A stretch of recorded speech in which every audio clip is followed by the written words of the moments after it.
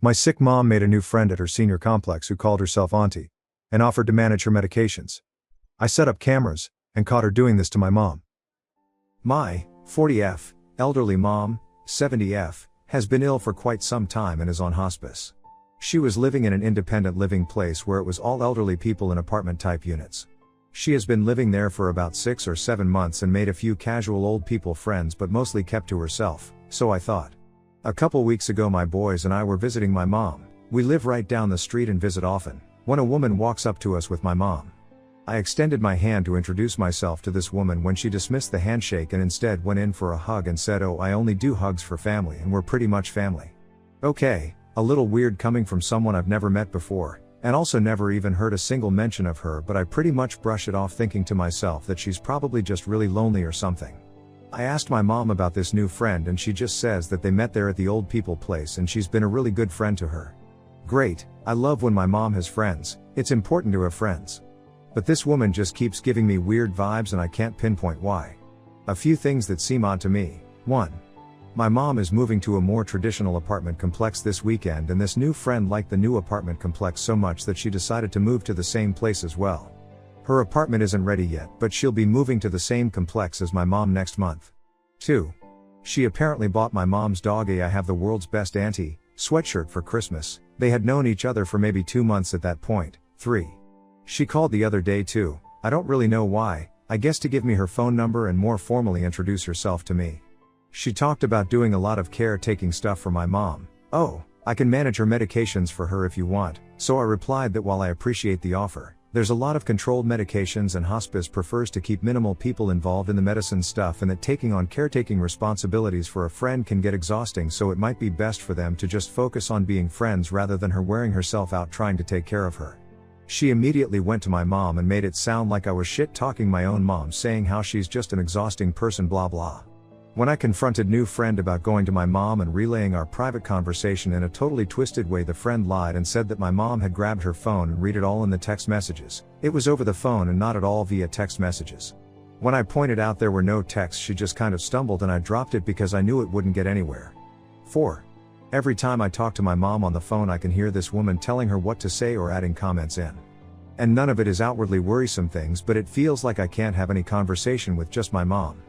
I'm a very trusting person who generally tries to see the best in people. And this woman has not given me any concrete reasons to doubt her intentions and has in fact been very friendly and polite to me in all of our interactions. Nonetheless, I can't shake this feeling that there's something wrong here.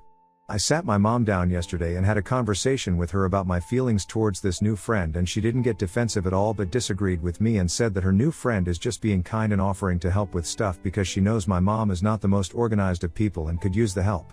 I begged my mom to please be cautious and to take the friendship slow and to keep it simply as a friendship and let me, her actual family, handle caretaking stuff.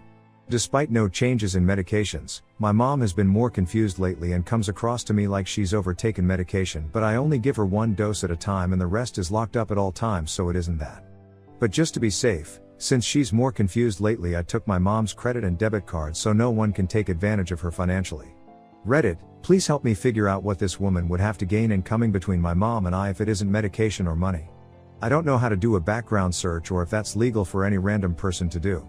But I did look this new friend up on a couple websites and all I learned from that is that she has a lot of also known as names, but I can't find anything else. I'll pay for a background search if anyone has a recommendation for good ones. We're in California. Does any of this raise any red flags to anyone else, or am I just being too overprotective of my mom on this? Oh, I almost forgot.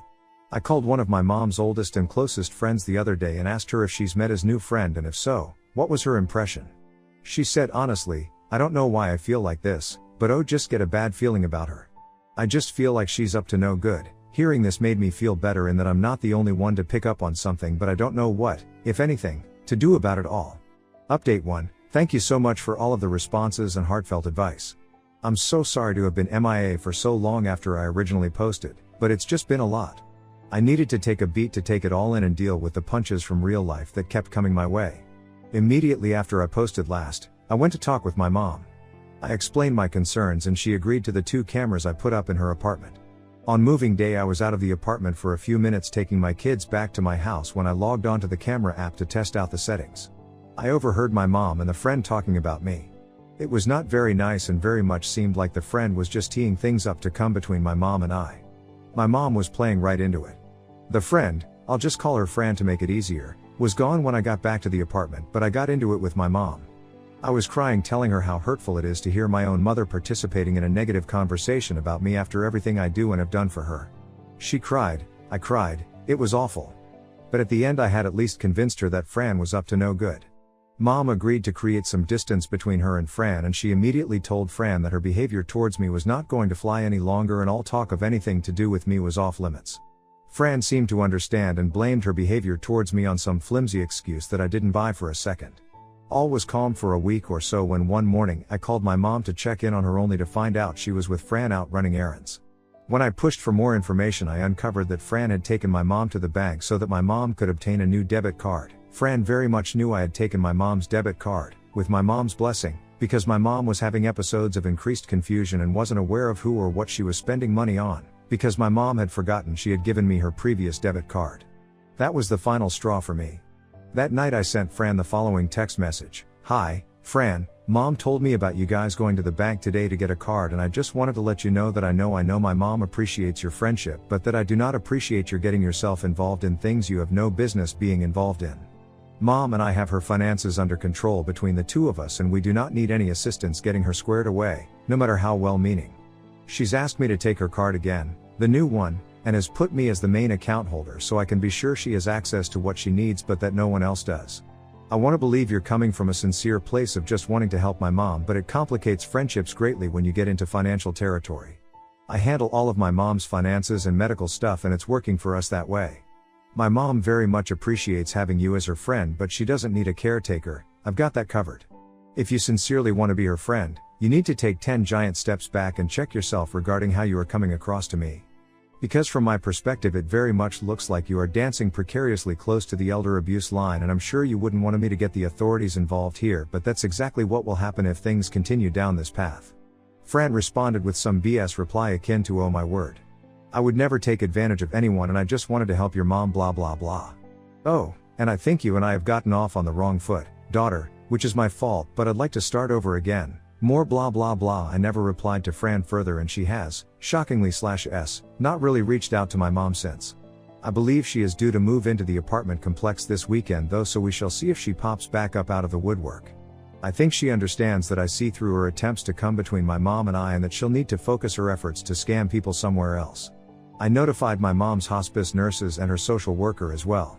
I also bought a really super cool medication dispenser. I won't name it because I'm not plugging anything, but feel free to reach out to me if anyone has family members that they need some help managing medications for. It's expensive and probably cost prohibitive for a lot of folks, but it has been a game changer for me to keep my mom's medicine safe and organized. That is locked and syncs up to an app, so I get notified every time it dispenses a medication. That made me feel much better about Fran not having any access whatsoever to my mom's prescriptions, but the trip to the bank showed me exactly what Fran was after. I notified the bank that if Fran is with my mom, they are to contact me immediately.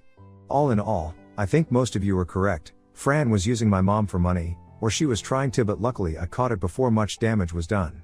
I think I've made my position on Fran clear to her, which is why she is staying away.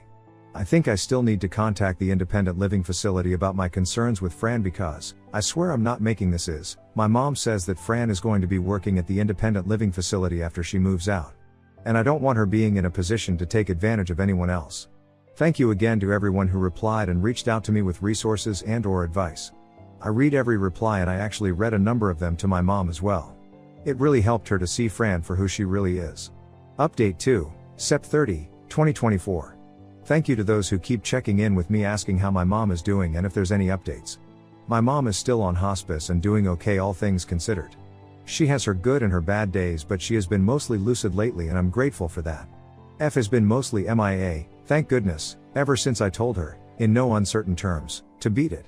The only time I have heard from her since was when my mom's phone wasn't working and F called me and left a message wanting to know if my mom was okay. I left her on read. So that told me that my mom hasn't cut her out completely, although she tells me she has. But I have, with my mom's blessing, taken control of any avenue F could possibly use to take advantage of my mother. I alerted the hospice nurses and social worker, and I let F know that I had done that as well. My mom also finally made some better friends who live nearby, and they also help keep an eye on her for me. I did not go to the police as I didn't feel I had a case to do so, but I did let F know I wouldn't hesitate to do so if given reason. If F comes back around my mom or gives me any reason to think something is up, I'll update you all to let you know. But as of now, my mom is safe. I handle all her medication as well as her finances, so no one can weasel their way in to try to take anything at all away from my mom. Thank you to everyone for your care and concern. Comments where Op has replied, Snoo Suggestions 8483, they want her pills. Oop, I thought the same thing, which is why I locked them up tight. My mom agreed to a camera right over her dispenser so we can keep eyes on her medications at all times. The machine I got her is pretty cool too and alerts me via text if the machine door is ever opened, not that it could be because it has a passcode on it that even my mom doesn't know. So there's lots of safeguards in place to ensure no one gets into any of her stuff at all. Next story, Dad refused to give his blessing and handed my fiancée 2 rejections, then cut contact. Now he says he'll only come to my wedding if I don't let my stepdad walk me down the aisle. I, 23F, got engaged a few months ago to my fiancée, 21M. We're over the moon, but my dad refused to give his blessing, and now he's not only boycotting my wedding, but also cutting off all contact with me. The worst part? He's taking his whole side of the family with him. I'm starting to wonder if I'm the bad guy here. Let me explain. I've never been super close with my dad. My parents divorced when I was a baby, and I barely remember them being together. My mom remarried when I was 4, and my stepdad has been a solid father figure ever since. My mom had 80% custody, so I grew up mostly with her, my stepdad, and my brother. We all got along great. As for my dad, we had a decent relationship, but it wasn't deep. He lived 2 minutes away from my mom's house, and I saw him once a week and every other weekend. When I turned 18, I stopped visiting as much, but we'd still have dinner together occasionally, maybe once or twice a month.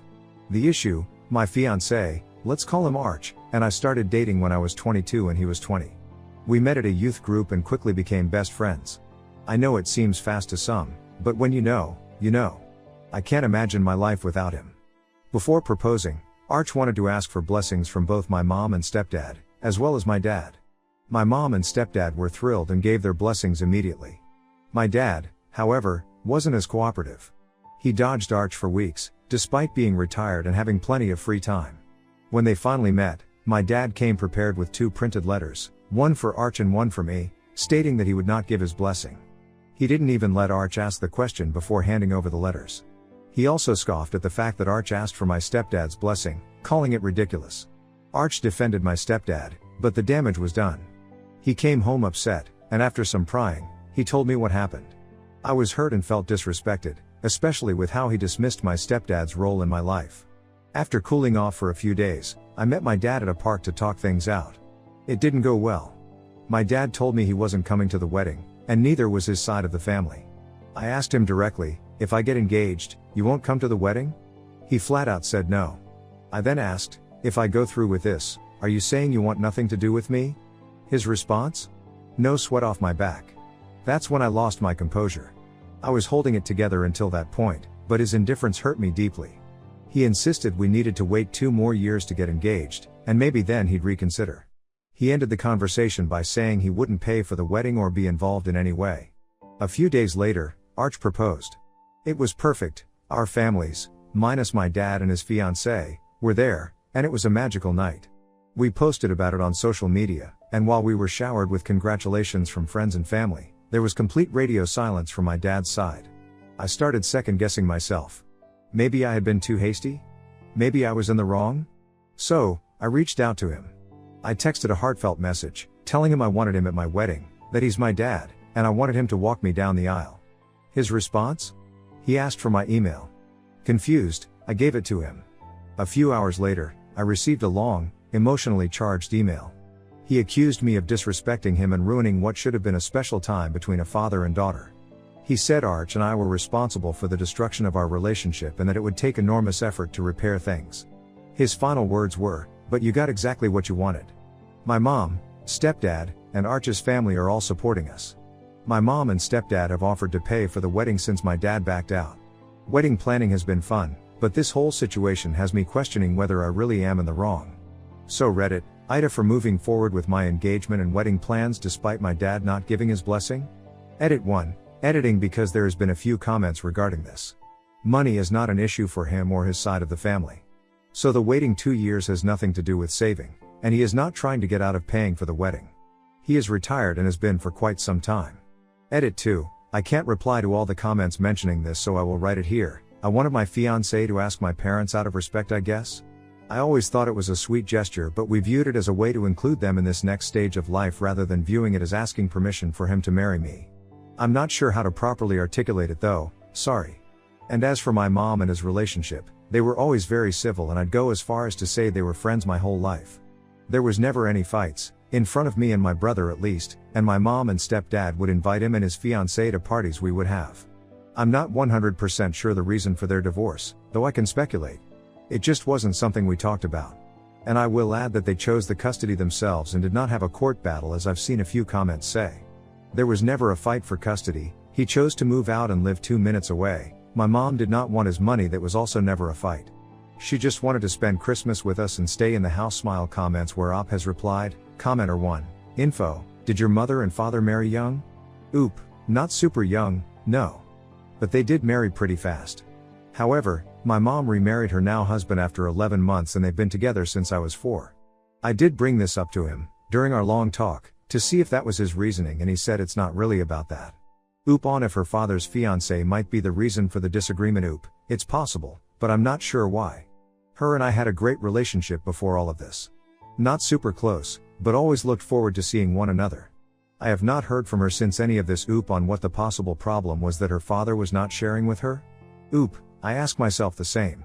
I think part of it is that he asked my stepdad and mom for their blessings first.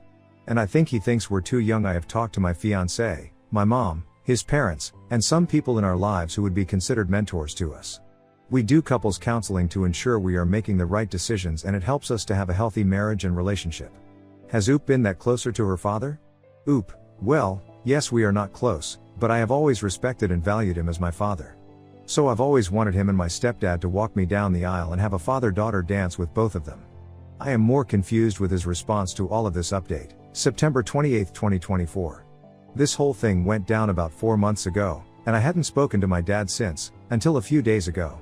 He texted me, which I didn't notice right away since I've had his notifications silenced. When I finally saw it, I was walking out of work and literally dropped everything. RIP to my Celsius and the lip liner that rolled out of my bag. You will be missed. His message read, I am texting you because we need to have a conversation. I debated whether to even respond, but my peace of mind, and, let's be honest, my anxiety, got the better of me. I texted back, I'm open to having a conversation with the intention of moving forward, not rehashing the past. We scheduled a call for the next day.